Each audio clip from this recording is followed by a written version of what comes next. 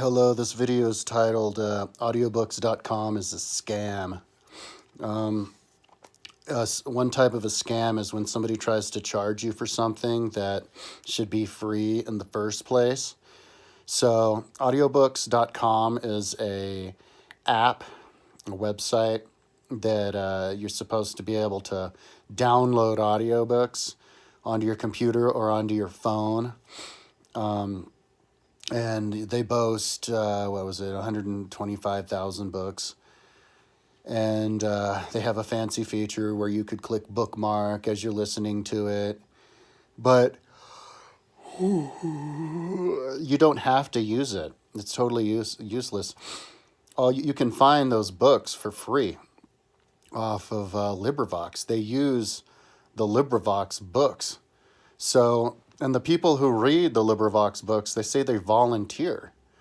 And they're always offering people to volunteer. So the people who read those books, like Sabella Denton and them, do it for free. So why would they get volunteers to read all these books for free and then capitalize on them to make money for themselves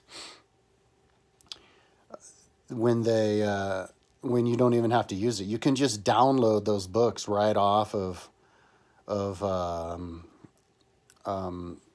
website LibriVox right onto your phone and then hit play, and it's the same thing. And it causes problems because it's the beginning of people making it so that you have to only use them, because there are already other problems going on.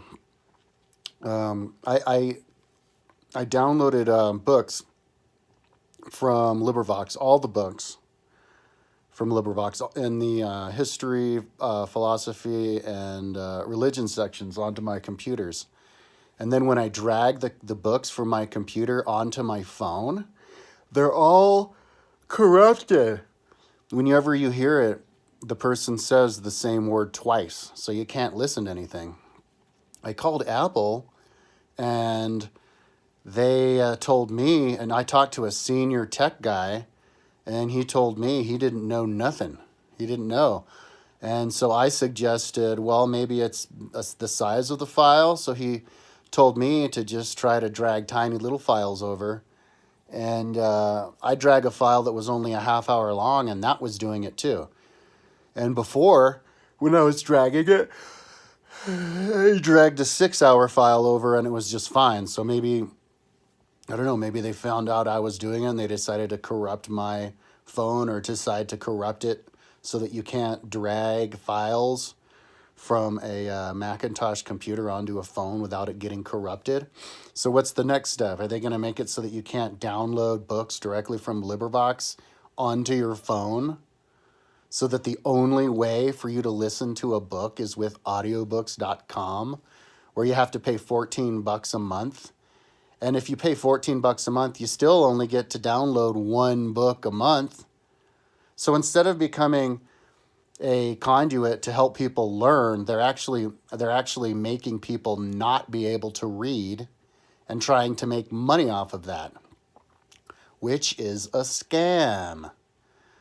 Who would pay for even if $14 is nothing to you, and it's plenty of money to me. But who would want to only listen to one book a month? That's ridiculous. People should be reading a book a day. It takes like 9 hours to get through a book. I'm listening to Francisco Orellano book, and it's 9 hours. That's kind of like your typical book, 5 hours, 9 hours. Guess what? That's a work day. You can do that in a day. So what does audiobooks.com expect people to do for the other 29 days out of the month? Pay some other service to download their books? It's this scam of people trying to make money off of other people, like the other people who wrote these books hundreds and thousands of years ago. They're not getting paid for the books that they wrote.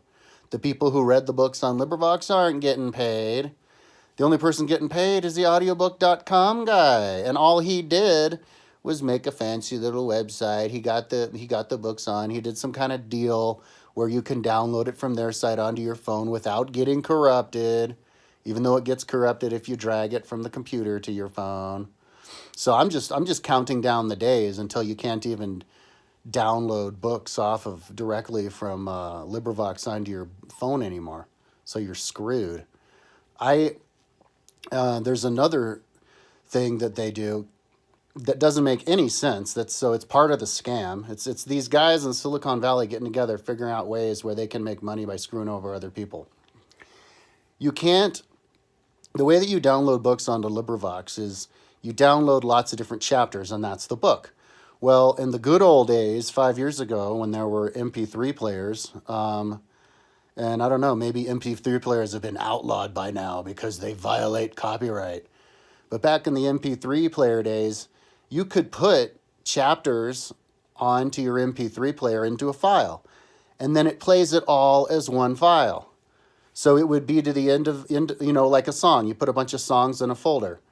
So you listen to a song, and then after that song's over, it goes to the other song, and then it goes to the other song, right? That seems like it makes sense. Same thing with a book. It goes from one chapter, and then it plays the other chapter, and then it plays the other chapter. Not anymore. You can create files still on phones, and you can put the files in the files in the folders on the phone, but you can't play a file after a file on the phone. If it'll just play the file and then it'll stop. And then you have to manually play the other file. And I asked Apple why they did that, and they said because of copyright. There's copyright. So my question is, if there's no copyright with MP3 players, but now there's copyright with cell phones, what's the difference between a cell phone and an MP3 player? Is it because all of a sudden the copyright laws changed at the end of MP3 players and the beginnings of cell phones? Or is it because these scammers decided to figure it out a deal that they could make with the cell phone manufacturers to make it so that it wouldn't play a file and then another file? So then I had to fuse the files together as one book. But then those files get corrupted. So, and we went to the moon and back off of machines that had less computing power than a toaster. So it's not a valid excuse to just scratch your head and not be able to figure out why you can't just drag a simple file from your computer onto your phone without it going, welcome to the chapter one of the book. It's all on purpose, man. It's all a fucking scam. So fuck you, Audiobook.com. You guys don't understand how the economy works. Everybody's here, arguing over capitalism versus communism. If you want to fix the economy, you make as much stuff free as you possibly can, okay? You have to have proper religion, proper philosophy, and you have to mimic nature. What does nature do? It makes everything as free as it possibly can. You don't pay taxes to breathe oxygen. When you grow a fruit tree, you don't have to pay a tax to eat an apple. The apple doesn't get infested by worms if it's your own personal apple. You don't have to go to the apple farm and get an apple because it's illegal to grow apple trees on your own backyard. Since the beginning of time, with hunters and gatherers, people are able to take care of themselves, and the people who are better at taking care of themselves can have better lives and do more and make a nicer house. That's true, pure capitalism. So we need to keep it like nature and allow it to be capitalism, where you don't have to go through Audiobooks.com and get whoever in Audiobooks.com wealthy and create jobs that don't have to exist. When all you have to do is download it off of LibriVox straight to your phone or onto your computer and then onto your phone. And then the phone can figure out a way for you to do little bookmarks along the way. Apple iPhone and Google phones and these guys could easily do that. So it's clearly a scam. And that's what we need to focus on. and just use the best of the both worlds from capitalism and communism. Communism to create the regulations and to provide with our taxes the health care that we all need, not education, because that's part of capitalism, where you provide the resources, but the resources have to be free, and they can't be restricting, where you have to pay $15 a month to only listen to one book a month. So like, what are you telling us? It's only acceptable to listen to one book a month? And 2 books a month is too much. People will get too smart on 2 books a month. So there's another problem that cell phones do. I have an iPhone 10. It's the best of the best, the latest and the greatest. But on my iPhone 10, I have books on my website where you could just click it and you could have it read the entire book. But it won't turn the screen off. So the screen has to shine, which kills the battery power. If they figured out a way to be able to turn the screen off, then it could read your book to you all day long. But maybe they don't do it because copyright, right? Somehow you're breaking copyright by trying to read a 2,000-page-year-old book on your phone. And also, when you're listening to a book on the iPhone 10 and somebody calls you, the spam call, which I get like 30 a day of, it trumps, it has priority over my book. It just interrupts my book right there. They need to design it where you can have a spam call. If you want to answer the spam call, I don't know why anybody would want to do that, then you can answer the spam call. But if you don't want to answer the spam call and continue the book, the phone should be designed to help you continue the book. So that's what we need to keep an eye out for. It's these scams. I mean, we've been doing it with the gas-powered cars. We've been doing it with